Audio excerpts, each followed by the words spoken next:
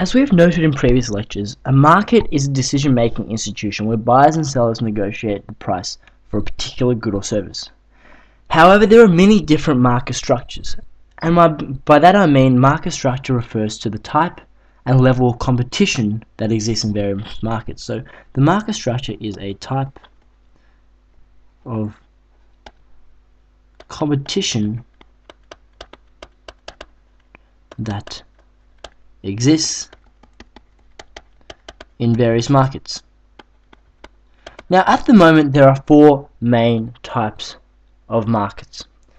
So we have pure competition, oligopoly, a pure monopoly, or monopolistic competition. For this lecture we will just focus on the idea or the market concept of pure competition.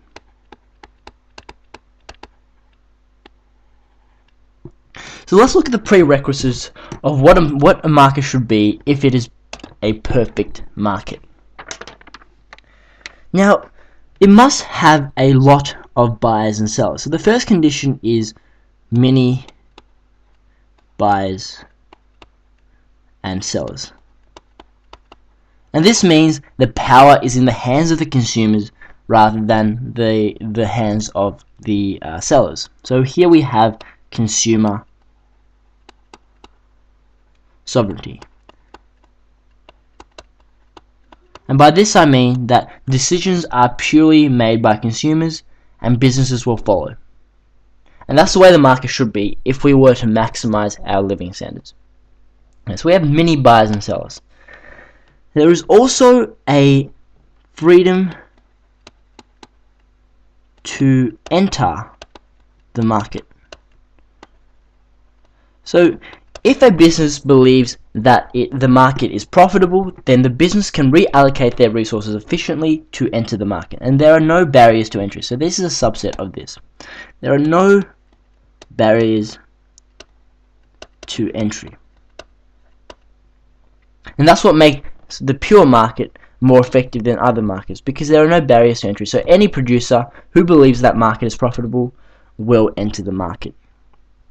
Another concept is that in a pure competition, there is no product differentiation. No product differentiation. So products are homogeneous.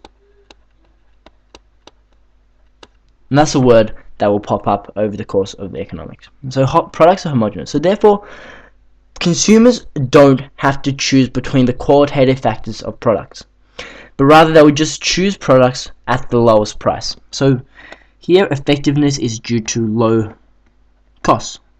And then before we talked about the concept of opportunity cost, how opportunity cost is the opportunity foregone when one alternative is chosen over another. Here, if there is no product differentiation and products are only differentiated by cost, not by quality, then opportunity cost can be minimized if costs or prices are minimized. Another precondition to the market, or the pure competition market, is that producers are price takers. So they have little market power, little to no market power.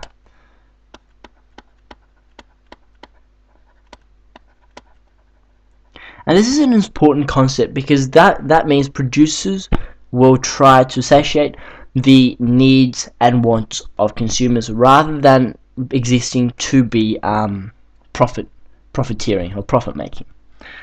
And although they are profit making, they will not increase the price or mark up the price so that opportunity cost is not minimized. And that's why competitive markets are so effective in utilizing or allocating resources effectively, because buyers and sellers, there are many buyers and sellers, and there is a freedom to move about the market. So buyers are restricted to a certain market, for example. But at the moment, this remains a bit of a fantasy to economists, because no market is perfectly competitive, because there are qualitative differences in the world. So take, for example, the car market. You have a BMW versus BMW versus a Toyota. There is a massive price difference between these two cars, and there are many buyers and sellers. There are not many sellers in this car market, but there are many buyers.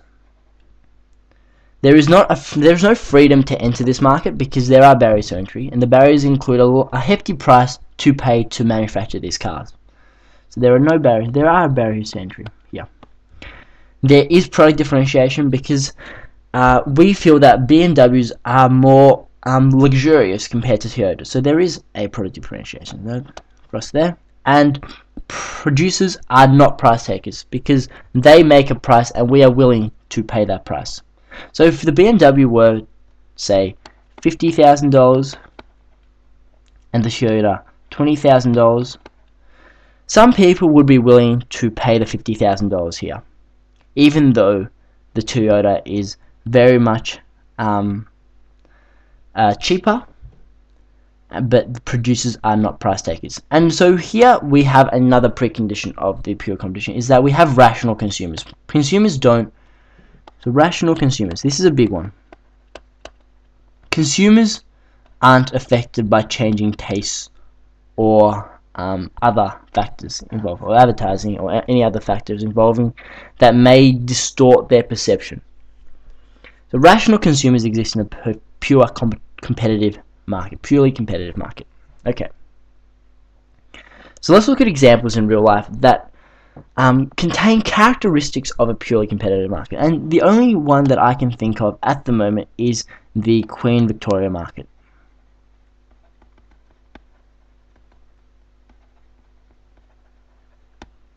And as we can see, even the Queen Victoria market is not purely competitive or perfectly competitive, and so resources are not allocated in the most effective way.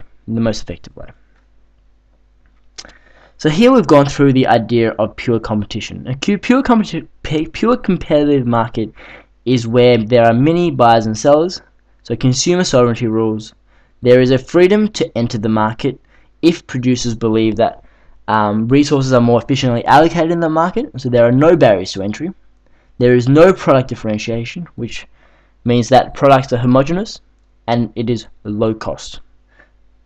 Producers are price takers, and we also have rational consumers, and they all lead to an effective allocation of resources so that we can maximize our living standards.